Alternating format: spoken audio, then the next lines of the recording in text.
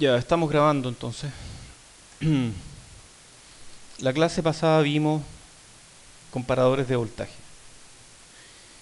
Y lo que hacen los comparadores, como dijimos, es tomar una decisión. Cuantizan. Un comparador es un conversor análogo digital de un bit. Eso es. Entrega un bit de salida en función de si la diferencia en la entrada es positiva o es negativa.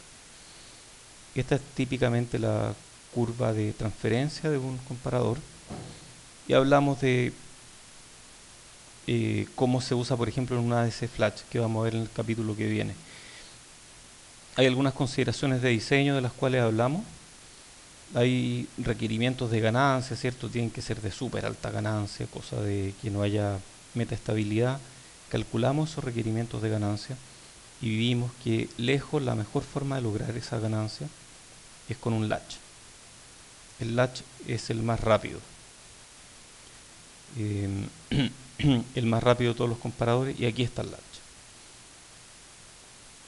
Es súper rápido, es lejos más rápido que todos los demás tipos de comparadores, y por eso es que vamos a usar latch. Lo malo del latch es que requiere clock, o sea, el latch hay que decirle cuándo comparar. Pese a ello, es la solución más adecuada, utiliza realimentación positiva, como en una memoria. Es realmente una memoria, son 4 transistores, y mediante otros transistores nosotros establecemos la condición inicial de esa memoria. Si esa condición inicial sesga hacia un lado la entrada, entonces la salida va a quedar sesgada también y rápidamente va a tender a los rieles por un lado. Hay una tarea de comparadores súper buena, la tarea es súper buena, y ahí van a tener que implementar un circuito de un comparador y van a ver que no es difícil implementarlo, pero que es clave entender cómo se mueven los voltajes dentro de un comparador.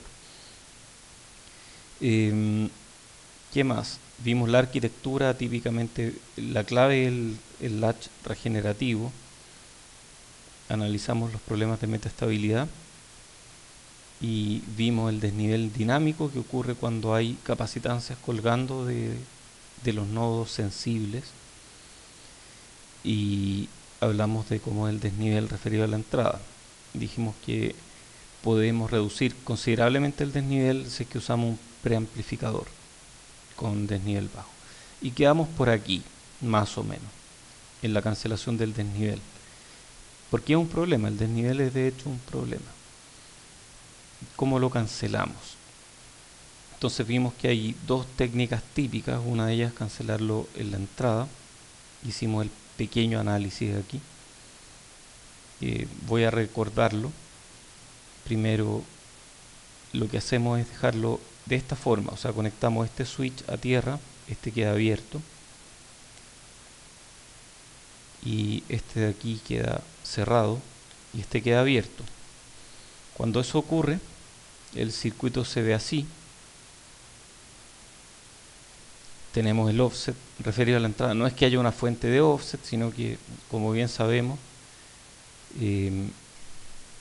al aplicar tierra, este es nuestro amplificador, ¿cierto? Este es un amplificador, este no es el comparador, esto va previo al amplificador, perdón, previo al comparador. Cuando conectamos este amplificador con ambas entradas a tierra, la salida no va a ser cero, va a ser algo distinto de cero. Entonces ese valor distinto de cero lo almacenamos en un capacitor. Y luego conectamos nuestra entrada y la salida queda restada de este valor del capacitor, y este valor es el offset referido a la salida. Por lo tanto, estamos restando el offset y con eso es como una cancelación en serie con la salida. Lo importante en esta técnica es que no sature este amplificador cuando conectamos las dos entradas a tierra, porque si satura ya no tenemos el offset, sino solo una parte del offset. Está la cancelación en serie con la entrada. Aquí fue donde quedamos. Vamos a hacerlo con más cuidado para que se entienda bien.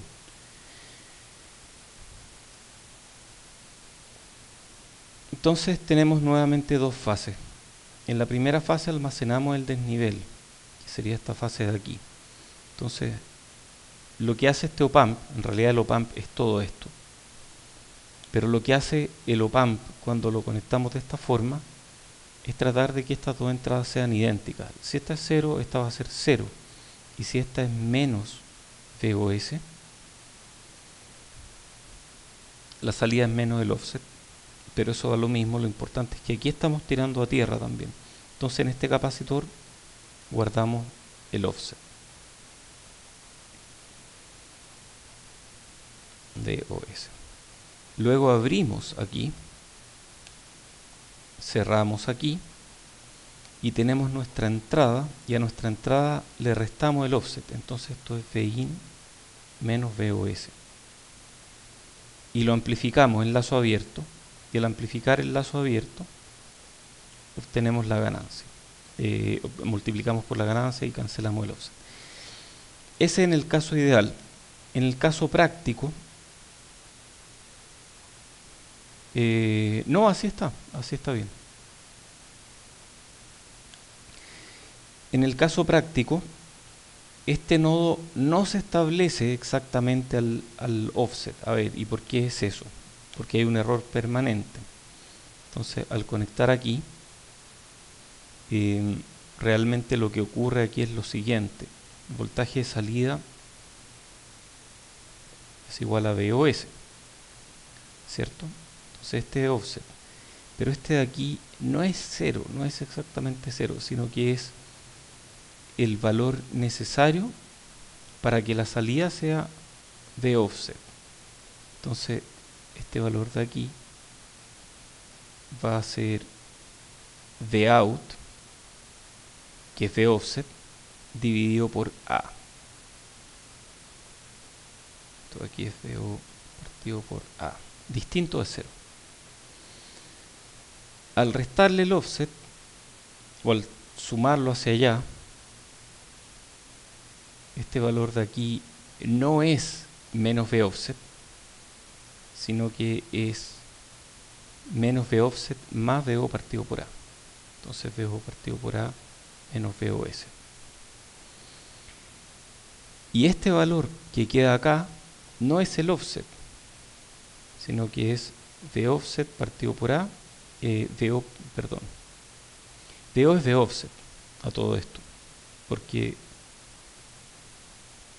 no es V offset, es parecido. No es exactamente igual, pero es parecido a V offset. Entonces esto es una buena aproximación. Entonces V offset partido por A menos V offset. Entonces no es exactamente V offset, por lo tanto al obtener a la salida el valor cuando aplicamos la entrada en Φ2, lo que obtenemos, lo tengo aquí, déjenme anotarlo.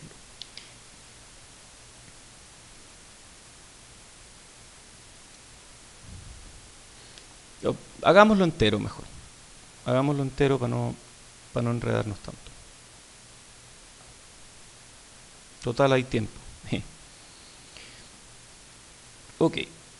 ¿Qué nos dice esto? Vout es 0 menos este V sub X, ¿cierto? Por A. Pero yo sé que Vout menos Vx, este voltaje menos este voltaje, es el offset en Φ1. ¿De acuerdo? Entonces de aquí puedo despejar Vx. Vx puedo pasarlo allá. Y me queda Vout menos VOS. Entonces Vout es menos Vx por A. Es Vout menos VOS menos es VOS menos Vout por A.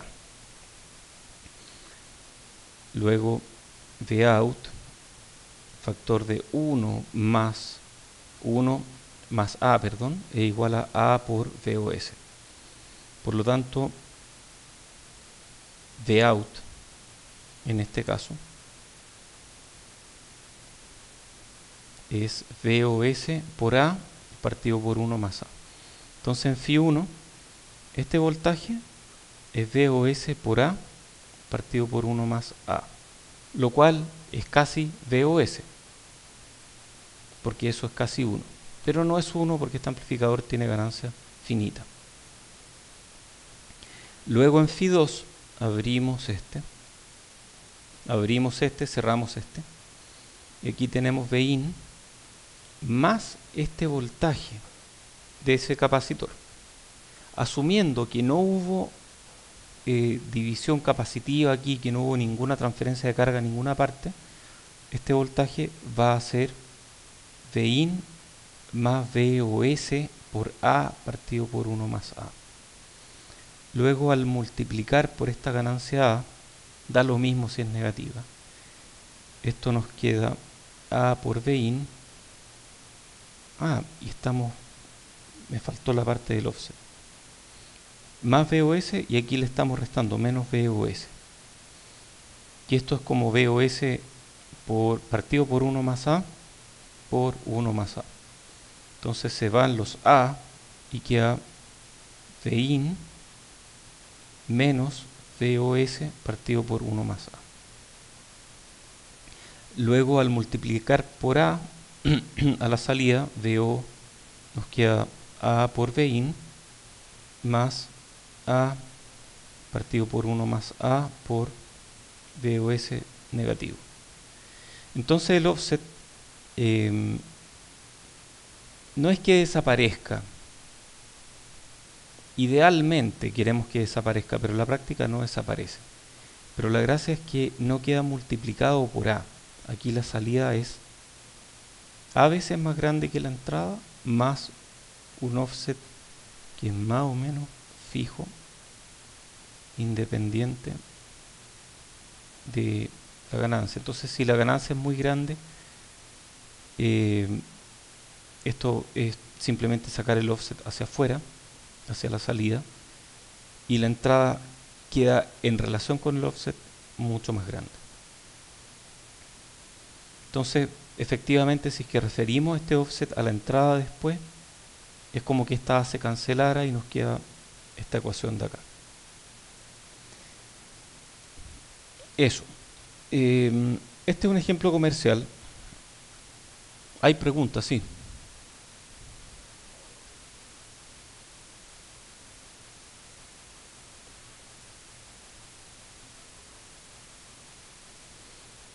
Sí.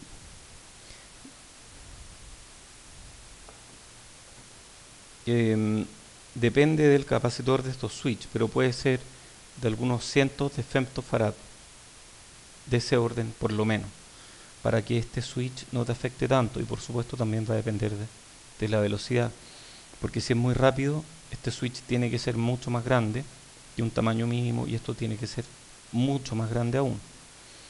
En la práctica se usan los dos tipos. Yo he usado este y me ha funcionado súper bien. E incluso una vez inventamos uno distinto. Porque en realidad se te pueden ocurrir todas las combinaciones que quieras. Por ejemplo, existe otra forma, más bien una forma parecida. Esto lo he visto en chips, en conferencias, por ejemplo. Imagínate que tiene un inversor lógico. Un inversor lógico tiene un VO, VI de esta forma.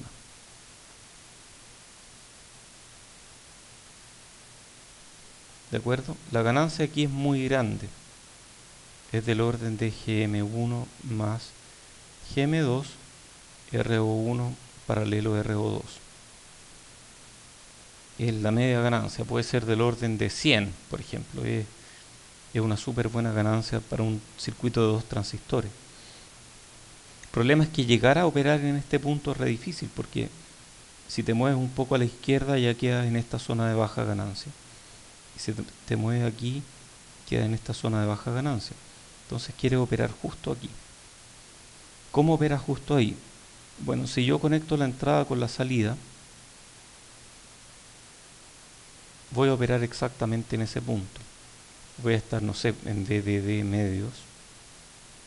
Voy a estar justo ahí. Y pequeñas diferencias en torno a este valor van a permitirme moverme en esa dirección o en esa dirección, y por lo tanto tener alta ganancia. Entonces yo podría, por ejemplo, hacer esto y guardar este voltaje, que no es exactamente VDD medio, es parecido. ¿Qué tan parecido? Bueno, depende de dónde esté esta curva, pero es más o menos de ese orden. Entonces ese es el valor de bias. Entonces si tú después de un rato, piensa bien en esto, después de un rato este voltaje quedó igual que este, o sea, está en el mismo nodo, este switch que los conecta, los deja en el mismo voltaje, que es parecido a VDD medios, y cuando eso ocurre, ya no hay corriente aquí, porque estos dos son iguales. Y tampoco hay corriente aquí, esta deja de estar cargado, aquí no hay corriente, no hay corriente en ninguna parte. Dado que no hay corriente en ninguna parte, tú puedes abrir este switch y sigue sin haber corriente en ninguna parte. Y tú puedes abrir este y conectar tu entrada. Y al mover tu entrada si fuera cero estaría justo aquí, porque le estás sumando este bias aquí. Y si tu entrada es un poco mayor que 0, te vas a mover en esa dirección y esta salida va a bajar un montón. En cambio, si tu entrada es un poco menor que 0, te vas a mover en esta dirección y tu salida va a aumentar un montón. Entonces este circuito, así como está, realmente amplifica un montón. Y lo que está haciendo es una especie de cancelación de offset, pero no está haciendo una cancelación de offset. Esta es la cancelación de offset. Lo que está haciendo este es usar la misma técnica de cancelación de offset para operar justo en el punto de máxima ganancia. Entonces esta misma técnica se puede usar para más de una cosa. Nosotros en 2011, más o menos en 2012, diseñamos un circuito que operaba de esta forma y utilizaba cancelación de offset a la entrada y a la salida. Y además utilizaba un circuito totalmente diferencial cuyas entradas se conmutaban haciendo un aumento efectivo de la ganancia en 2 por. Tenemos el paper de ese circuito, se los puedo mandar si les interesa. Fue publicado en una conferencia latinoamericana. Después mandamos a fabricar el circuito y no funcionó tan bien, y nunca supimos por qué, no tuvimos financiamiento para otra fabricación, así que al final lo dejamos ahí, pero esa es la historia de nuestro circuito, que utiliza esta técnica más la que viene a continuación. Perdón, más esta, son esas dos técnicas. Bueno, este de aquí es un ejemplo comercial que es relativamente antiguo, en una tecnología de 0,6 micrómetros, para una DC de aproximaciones sucesivas de 16 bits, que es más o menos a lo más que llegan estos de aproximaciones sucesivas. No es muy rápido, lo cual no importa, pero lo importante es que son 16 bits, y para lograr 16 bits uno necesita bajo offset. Utiliza cancelación de desnivel en serie con la salida y conectados todos en cascada. Entonces son varios amplificadores. Estos van conectados a unos plates de los capacitores del algoritmo de aproximaciones sucesivas. Y al final son varias etapas en las que está haciendo esta misma idea de cancelar en estos capacitores el offset. Y con esto logran un offset menor a 3 milivolts. Lo cual es bien impresionante porque lograr 3 milivolts frente a variaciones de proceso de temperatura no es trivial. Está este otro, de Mayer y Dalton. Se fijan, son relativamente antiguos, no hay mucho avance en esto. Este lo que hace es parecido, muy parecido a esta idea que está acá. Pero en vez de comparar con 0, compara con una referencia distinta de 0. Entonces aquí primero aplicamos la referencia y cerramos aquí. Al cerrar aquí, asumiendo que esto es estable, buena pregunta, hay dos amplificadores, tal vez no es estable, entonces tenemos que asegurarnos de la estabilidad.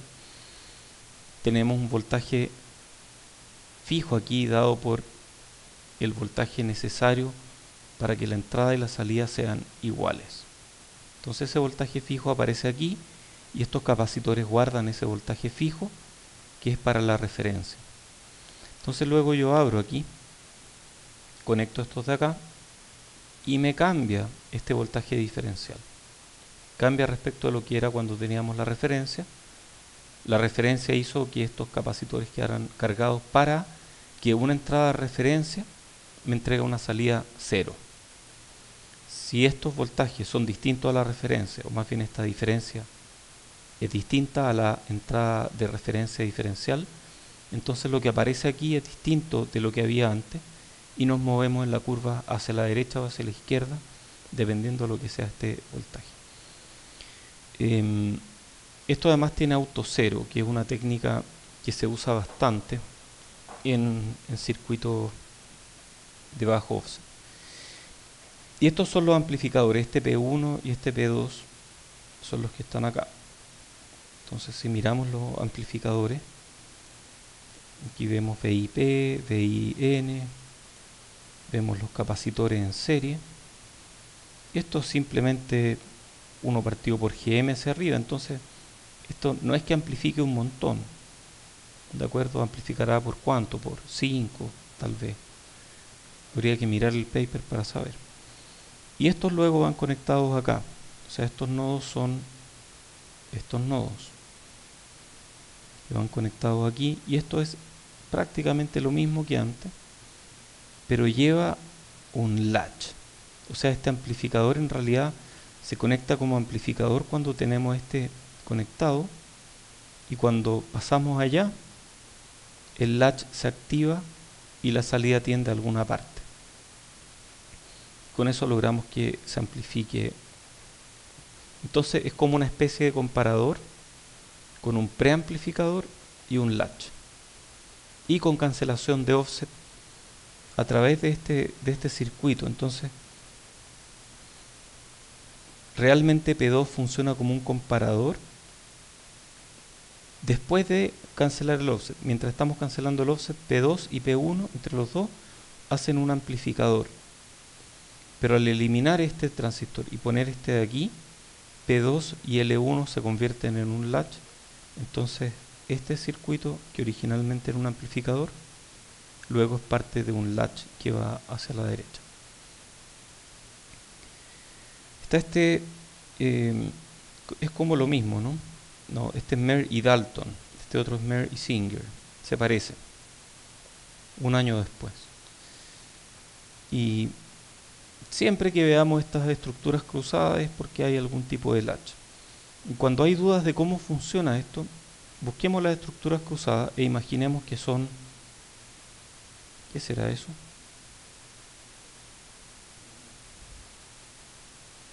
Que son inversores. Aquí hay otro inversor. ¿De acuerdo? Y este inversor tiene su salida a la entrada de este inversor, y la salida de este va a la entrada de este otro. Entonces una cosa así. Este es el latch, este es el que mantiene un voltaje. Cuando queremos resetearlo hacemos que estos dos voltajes sean iguales. Entonces esto nos resetea el latch. Y el VDD de este latch viene de unos switch aquí arriba. Entonces estos siempre están conectados a tierra, pero el VDD viene de unos switch. Y estos switch van a depender de esto que está acá. O sea, este que está acá es el que activa, o claro, activa el VDD de estos circuitos. Pero además depende de estas fuentes de corriente. Entonces estas fuentes de corriente de alguna forma lo que están haciendo es polarizar esto con una baja corriente todo el rato. Y cuando viene el latch activa aquí y hace que estos nodos diverjan, y uno se va a VDD y el otro se va a tierra. Y esta parte de acá es simplemente un amplificador diferencial, preamplificador diferencial necesario en este caso para reducir el offset de entrada y para hacer que el circuito tenga menores errores de metaestabilidad. Aquí hay otro comparador. Esta es la estructura clásica, este es el típico que se usa en todas partes. es un amplificador, más bien comparador puramente dinámico. O sea, este comparador no consume corriente DC, sin corriente DC. Y este es el que usa todo el mundo, con pequeñas variaciones. Tratemos de entender cómo funciona. ¿Ven el latch aquí o no?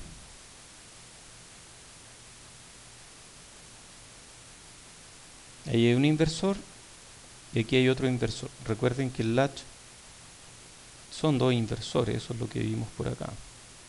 Son dos inversores que están conectados en alguna parte a las entradas para establecer el valor inicial. Y esos inversores en el fondo también son dos etapas GM, son dos etapas de transconductancia que cargan alguna capacitancia de carga del inversor contrario.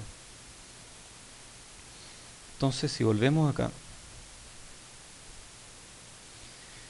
tenemos aquí los dos inversores. Entonces, al final los dos voltajes clave aquí son, o los dos nodos críticos, son este nodo de acá, este nodo de aquí,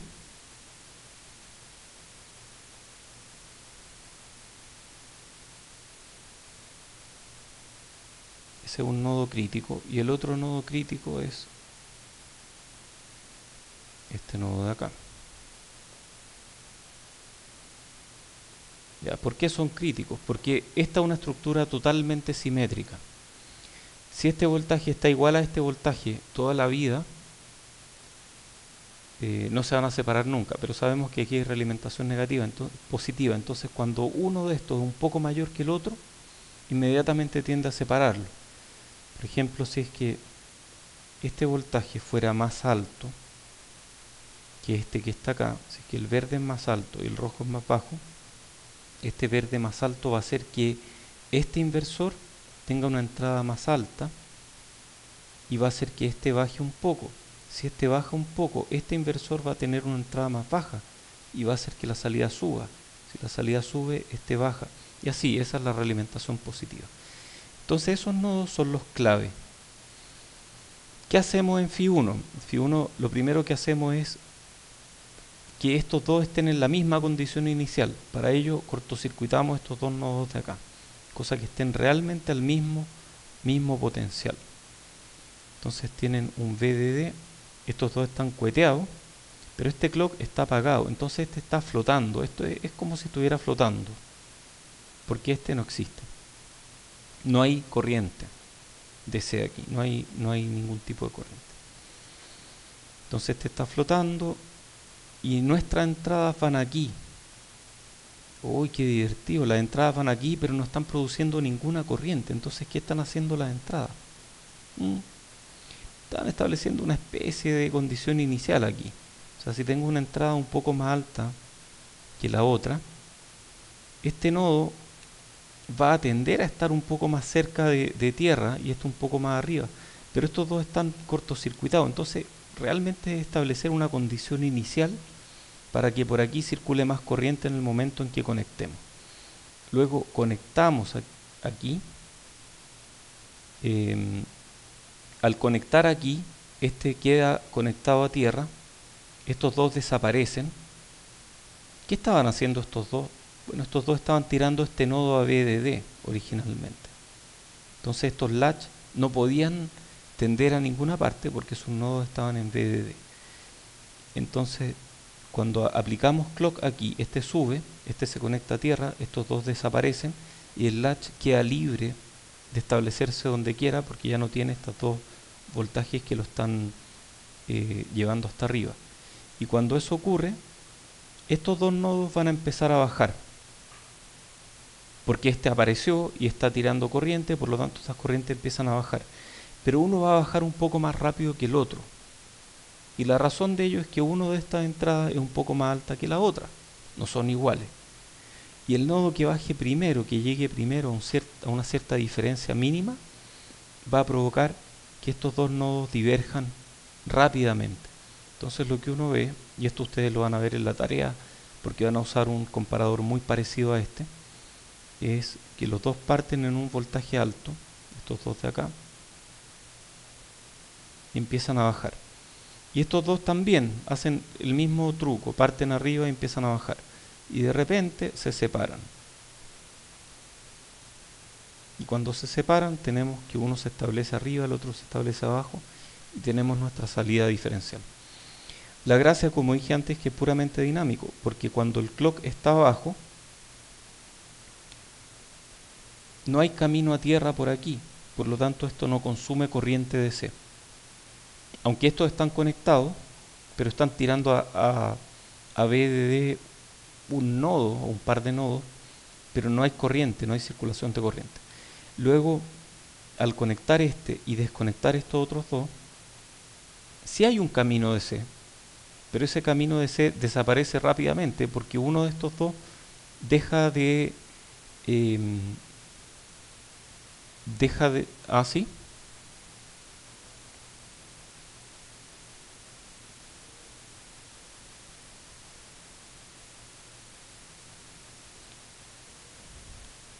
No, no, no. Es que este es NMOS y estos son PMOS. No, sí, no te preocupes, a todos nos pasa.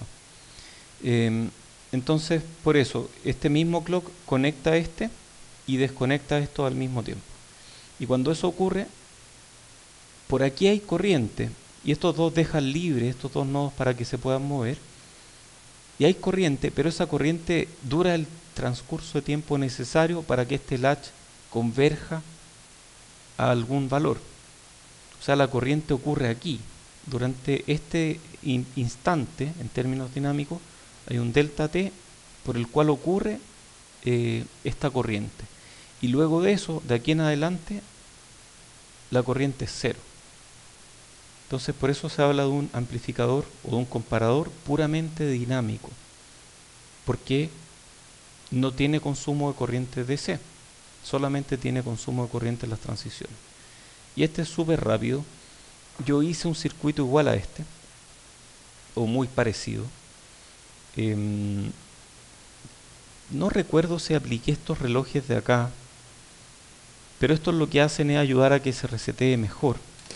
Y les voy a mostrar el layout de este pedazo de chip. ¿Cómo?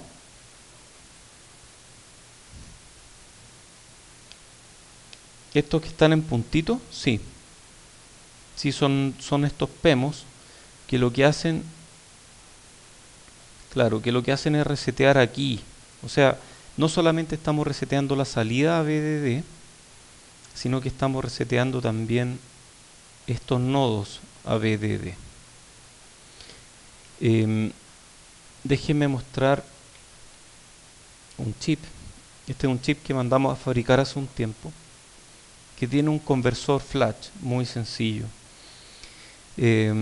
Este chip fue diseñado con la idea de usar, aquí hay varios comparadores, todos estos son los comparadores, y la idea de este chip era ir midiendo la salida y sabiendo que la entrada no puede cambiar infinitamente rápido, entonces la idea era encender algunos de estos comparadores solamente en la región donde esperábamos que estuviera la transición entre unos y ceros de la salida termómetro. Entonces cada uno de estos es un comparador y si se fijan son súper chicos. Esto es tecnología de 0.5 micrómetros. Este chip tiene 1,5 milímetros de lado. Y si nos acercamos a los comparadores, eso es un comparador. Así es como se ve. Esto de aquí es la entrada. Y va a este clock. No, perdón, a ver.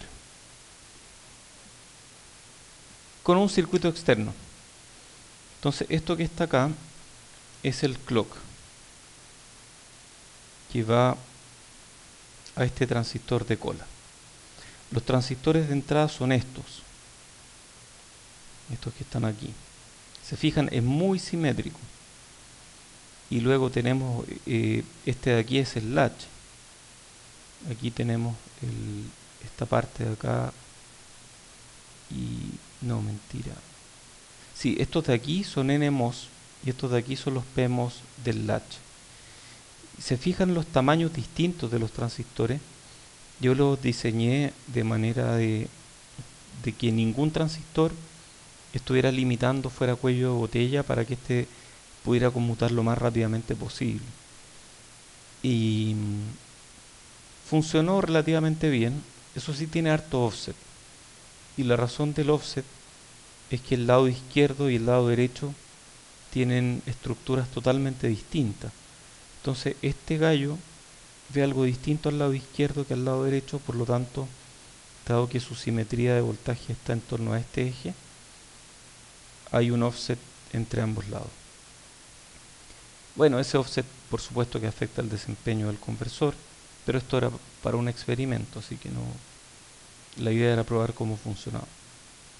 En este mismo circuito también pusimos un oscilador de anillo aquí.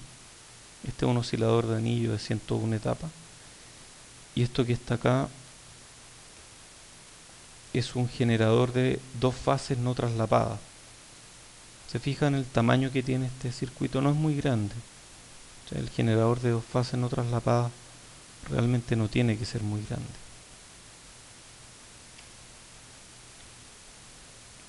Es pequeño en comparación con el resto del chip. Ok, sigamos con esto. Este otro ejemplo, Double Tail Sense Amplifier. Le llaman Sense Amplifier a los comparadores, sobre todo en el ámbito de memoria. Entonces vemos aquí el típico par diferencial. Este es el que establece alguna diferencia. ¿Dónde? En estos dos nodos. Entonces estos son los nodos sensibles. Estos son los que tengo que cuidar, que tengan ojalá la misma capacitancia y todo eso.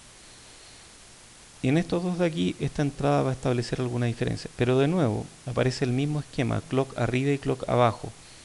Lo cual significa que cuando el clock está abajo, estos dos están conectados como switch, tirando estos dos nodos a B de D. Luego, cuando enciendo este clock, estos dos se apagan, y cuando estos dos se apagan, estos dos tiran hacia abajo, estos dos nodos, pero uno lo tira más fuerte que el otro, porque uno tiene un voltaje más arriba que el otro. Cuando eso ocurre, estos dos de aquí ven un cambio en el voltaje y ayudan a que este latch opere de alguna forma. Al mismo tiempo en que yo pongo arriba el reloj, este transistor se enciende. Antes estaba apagado, pero aquí se enciende, y al encenderse hace que estos latch, que este latch que está aquí, lo ven, un inversor, otro inversor, que este latch tienda a un valor final ayudado por un par de transistores que hacen la diferencia.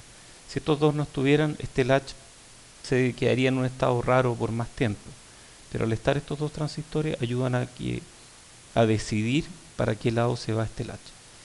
Después de que aplico el reloj, esta parte no consume potencia porque estos quedaron apagados, y esta parte consume potencia únicamente en el instante en el que se está estableciendo. Luego de eso queda como dos inversores conectados uno contra el otro, entonces no hay consumo. Por lo tanto, este es totalmente dinámico también. Esta es otra configuración típica. Un par de cosas más. Cuando estábamos diseñando este circuito, que como dije es súper típico, nos complicaba porque este circuito iba a ir en un conversor flash. Y el conversor flash puede tener un amplio rango de entrada, o sea, la entrada diferencial de los comparadores puede ser muy positiva o muy negativa. Entonces queríamos ojalá un comparador que tuviera un amplio rango de entrada. Pero además el modo común puede variar un montón, porque mientras más arriba estoy, más cerca de BDD, entonces el modo común de entrada aquí puede ser más alto y aquí puede ser más bajo. Entonces queríamos ojalá un amplificador que tuviera entrada de riel a riel. Dije amplificador, quise decir comparador. Comparador que tuviera entrada de riel a riel. Y curiosamente, todos los comparadores que miramos en la literatura no eran de riel a riel, sino que eran dinámicos, pero con entrada que funciona bien, no sé, desde VT hasta VDD, pero no funcionan bien para voltajes más pequeños. Entonces, tratamos de entender por qué no había nada de riel a riel. ¿A ustedes se les ocurre por qué no hay nada de riel a riel? ¿Se acuerdan en el curso anterior los amplificadores de riel a riel? ¿Cómo eran? No eran muy difíciles, ¿cierto? Había que hacer... Consumen un poco más, sí. También, eso también hacía que consumieran más. Entonces tenían algo aquí y había otra estructura igual, con PEMOS. Esto eran PEMOS. ¿Se acuerdan más o menos, no? Y aquí de nuevo había... Bueno, algo así. Eh, entonces, cuando el voltaje es muy alto, los que se activan son los NMOS. Cuando el voltaje es muy bajo, los que se activan son los PEMOS. Sabiendo eso, ¿se imaginan por qué no hay comparadores de riel a riel? ¿O hay muy pocos?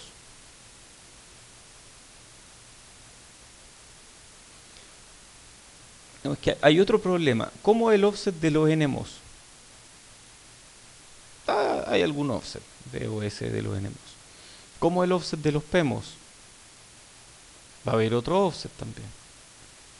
¿Cuál es el problema? Que en la transición entre NMOS y PEMOS va a haber un offset distinto que cuando la entrada es baja o cuando la entrada es muy alta. Si la entrada está muy arriba, voy a tener un offset debido a los NMOS. Si la entrada está muy abajo, voy a tener offset debido a los PEMOS. Entonces el offset va a ser variante según el modo común de entrada. Entonces, tener un circuito así realmente no me conviene mucho porque tiene un offset que cambia y no es confiable.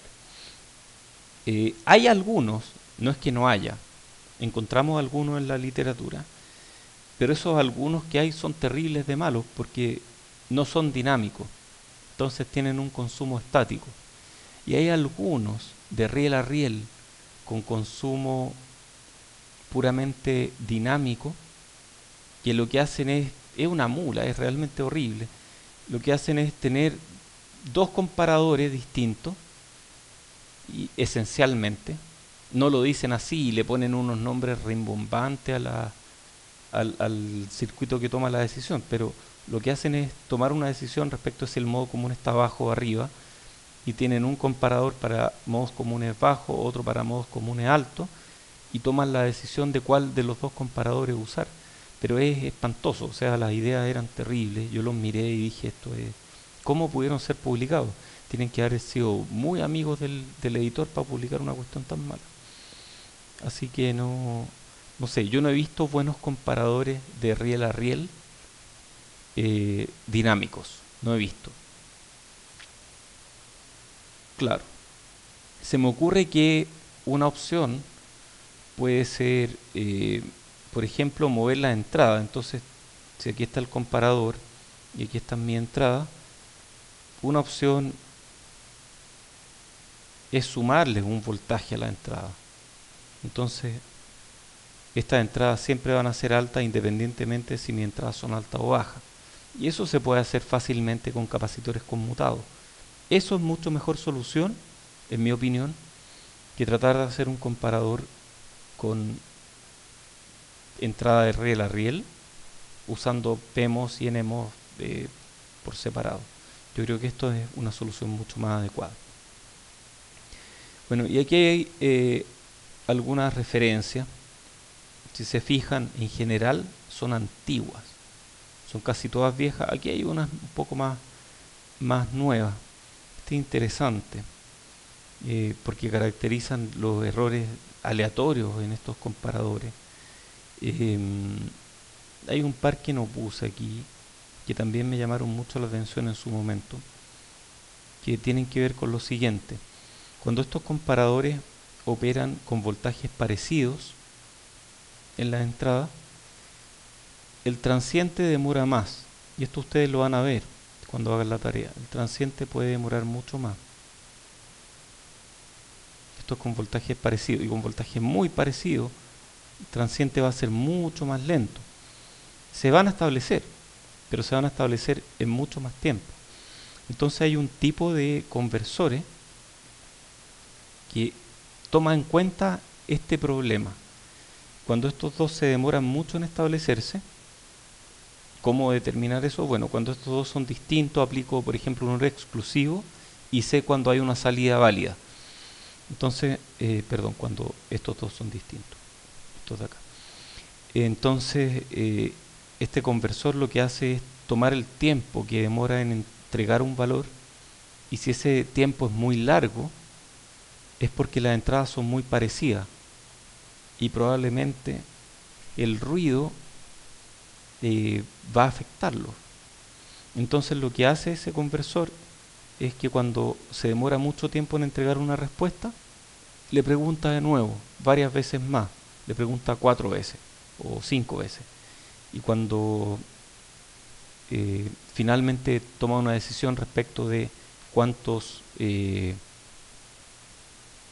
salidas 1 y cuántas salidas 0 entrega este mismo comparador en esas 5 iteraciones distintas. Bueno, eso por ahora. Había pensado que en la tarea, creo que sale este miércoles la tarea, ¿o no? Bueno, ya las tienen todas, pero este miércoles deberían empezar a hacerla. Vamos a hablar de comparadores y van a tener que simular un comparador.